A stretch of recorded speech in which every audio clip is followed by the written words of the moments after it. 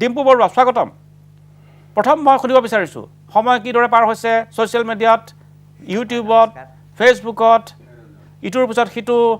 ভিডিঅ'ৰে প্ৰতিদিনে জনপ্ৰিয়তাৰ শিখৰলৈ গৈ আছে আপুনি প্ৰথম বক্তব্য কি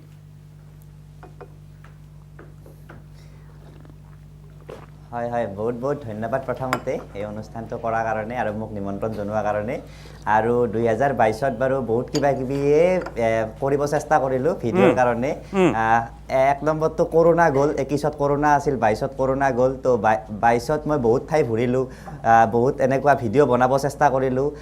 যদি বিদেশৰ কথা ক'ব যায় প্ৰায় 3খন 4খনমান দেশত গ'লোঁ ভাৰতৰ বাহিৰত তাৰপিছত আৰু ইয়াতো বিভিন্ন টাইপৰ ভিডিঅ' বনালোঁ আৰু এনেকৈ এটা ছাকচেছফুল ইয়াৰ বুলি ক'ব পাৰি আৰু যদি ভিডিঅ'ৰ ক্ষেত্ৰত ক'ব লগা হয় মানে আৰু গৈছোঁ ফিফা বিশ্বকাপলৈ আপুনি গৈছিল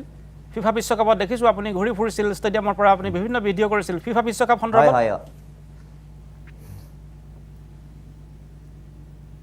হয় হয় এটা সকলোৰে জীৱনত এটা সপোন থাকে যে এই পৃথিৱীৰ সকলোতকৈ যিটো মানে ডাঙৰ শ্ব' গ্ৰেটেষ্ট মানে সেই বুলি কোৱা হয় আৰু ফিফা ৱৰ্ল্ড কাপ তো ফিফা ৱৰ্ল্ড কাপ চোৱাৰ আৰু এই বছৰ আমাৰ ভাৰতৰ পৰা বেছি দূৰত নহয় কাটাৰ তো কাটাৰত গ'লোঁ খেলা চালোঁ 3খনমান খেলা চালোঁ এখন খুব মানে ইণ্টাৰেষ্টিং খেলা চালোঁ জাপান আৰু স্পেইনৰ আৰু মানে যিটো খেলা চোৱাৰ মানে মাদকতা ষ্টেডিয়ামত পূৰা হাল্লা হৈ থাকে পূৰা মানুহবিলাকে চিঞৰি থাকে মানে টিভিতটো বেলেগ আৰু ষ্টেডিয়ামতটো বেলেগ তো সেইটো মানে দেখি পিনে সঁচাকৈ মানে জীৱনভৰৰ এক্সপিৰিয়েঞ্চ মানে আৰু সেই একজেক্ট মই সেই ফিলিংছটোৱে ভিডিঅ'ৰ দ্বাৰা দিব চেষ্টা কৰিলোঁ এটা ভিডিঅ' বনাইছোঁ আৰু ভিডিঅ'টো মানুহে খুব ভাল পাইছে মানে আৰু বুজিছোঁ এতিয়া আপুনি কৈছে 2022ত 3খনমান দেশ ফুৰিলে মুঠতে কিমান দেশ ফুৰিছে ইউটিউব কৰি আপুনি বহুত দেশ ফুৰিছে প্ৰতিদিনে নহ'লেও প্ৰায়ে দেখোঁ যে আজি যদি ইউৰোপত কাইলৈ যদি আমেৰিকাত পৰহিলৈ অষ্ট্ৰেলিয়াত নাই কিমান দেশ ফুৰিলে আজিলৈকে ইউটিউব কৰি নাই ইমান যোৱা নাই মই প্ৰথমতে বছৰটোৰ আৰম্ভণিতে ডুবাই গ'লোঁ ডুবাই আগতেও একবাৰ গৈছিলোঁ কিন্তু এইবাৰ ডুবাইত গৈ পিনে মানে কিছুমান আচৰিত কাম কৰিলোঁ এটাটো হৈছে প্লেইনৰ পৰা জঁপিওৱা এই যিটো স্কাই ডাইভিং বুলি কয় তাৰপিছত আৰু এই বাঘ ছাগলৰ লগত ফটো উঠোঁ এইবিলাক কৰিলোঁ তাৰপিছত তাৰ পৰা আহি ইংলেণ্ড গ'লোঁ UK গ'লোঁ অনলি ইংলেণ্ড নহয় ইংলেণ্ড হওক আয়াৰলেণ্ড স্কটলেণ্ড এইকেইখন দেশ গৈ পিনে পূৰা ধুনীয়াকৈ ভিডিঅ' বনাই আৰু একদম সৰুৰ পৰা মোৰ এটা ইচ্ছা আছিল অক্সফৰ্ড ইউনিভাৰ্চিটিখন একবাৰ চোৱা কাৰণ এটা মানে ইচ্ছা আৰু এটা অক্সফৰ্ড আৰু কেম্ব্ৰিজ চোৱা নহ'ল অক্সফৰ্ড ইউনিভাৰ্চিটি গৈও এটা ভিডিঅ' বনাব চেষ্টা কৰিলোঁ আৰু তাৰ পৰা আহি থাইলেণ্ড গ'লোঁ থাইলেণ্ডো চাই আহিলোঁ কিবা কিবি কৰিলোঁ আৰু তাৰপিছত কাটাৰ গ'লোঁ তো এইকেইখনে আৰু 2022ত মানে 2022ত একেখন আৰু বাকীটো বিভিন্ন 2022ত মানে যিহেতু 2021লৈকে কৰোনাই আছিল এতিয়া কৰোনা নোহোৱা হ'ল আৰু ভগৱানৰ মই শুনিছিলোঁ ইউটিউবত জনপ্ৰিয় হোৱাৰ পিছত ইউটিউবৰ ভিডিঅ' কৰিবলৈ কিমান দেশলৈ গ'ল কেইখন দেশলৈ গ'ল আজিলৈকে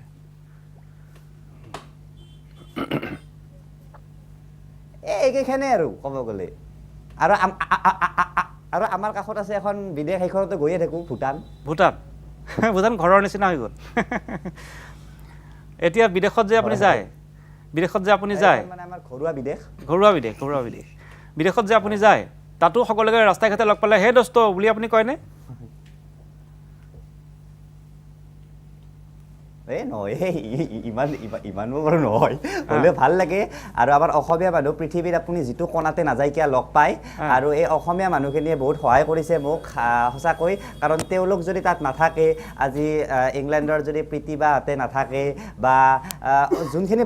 বাহিৰত মানুহ লগ পাইছোঁ মই বিদেশ ফুৰিব নোৱাৰোঁ কাৰণ ইমান টকা পইচাও নাই বা ইমান সেয়াও নাই নহয় যে অকলে ফুৰা কিন্তু সকলোবিলাকে মোৰ ভিডিঅ' চাই ছাপোৰ্ট কৰে সেইকাৰণে গৈ পিনে আৰু ভিডিঅ'খিনি বনাব পাৰোঁ আৰু ভাল লাগে আৰু টকা পইচা নাই বুলি কৈছে কিন্তু আমি মাজে মাজে শুনিবলৈ পাওঁ আপোনাৰ বোলে ইউটিউব বা ফেচবুক বা এই ছ'চিয়েল মিডিয়া কৰি 10-15 লাখ টকা আহে প্ৰতিমাহে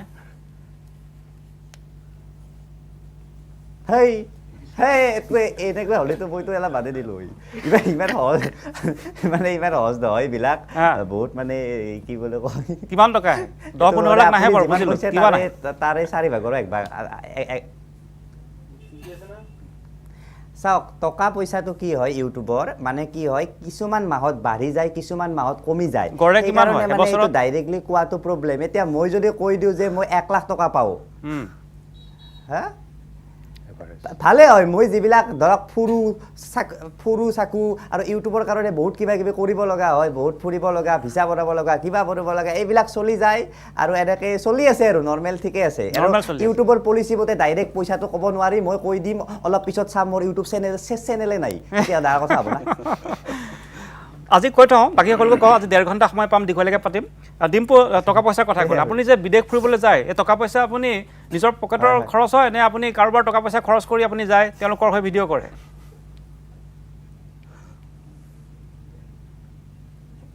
নাই নাই তেনেকুৱা নহয় মই তাৰমানে এতিয়া অসমীয়া ক্ৰিয়েটৰটো তো অসমীয়া ক্ৰিয়েটৰৰ স্পনচাৰবিলাক অতি কম হয় আমাৰ স্পনচাৰ কি বৰ বেছি দোকানত মাতিব ক'বাৰ কিবা এটা কিবা সেই খুলিব দোকান হোটেল এখন খুলিব মাতিব তাতনো কিমান টকা পায় আমাৰতো আৰু ডাঙৰ কোম্পানীততো আৰু স্পনচাৰ নাহে তো সেই বিদেশত বাৰু মোৰ নিজৰ টকাৰে যোৱা যায় কিন্তু মই ক'লোৱে যে বাহিৰত থকা মানুহখিনিয়ে বহুত হেল্প কৰে তো বাহিৰত গৈ পিনে থকা পইচা ধৰক অসমীয়া মানুহৰ ঘৰত থাকিলোঁ তেওঁলোকৰ লগত ফুৰিলোঁ তো এইখিনি ঠিক হৈ যায় কিন্তু বাকী যোৱা টিকেট হওক কিবা হওক সেইবিলাক চব নিজৰ আৰু এটা সঁচা কথা কওঁ একদম বিদ্যা কচম ক'ৰবা এটা যদি বাহিৰত যাওঁ সেই ভিডিঅ'খিনি বনাই যিমান টকা ইউটিউবত আহিব তাতকৈ 3 গুণ বেছি পইচা যায় সেই পইচাখিনি মেকআপ কৰিব লাগিলে আৰু বেলেগ বহুত ভিডিঅ' বনাব লাগিব বোলে ইমান ধেমালি নহয় না গেছটো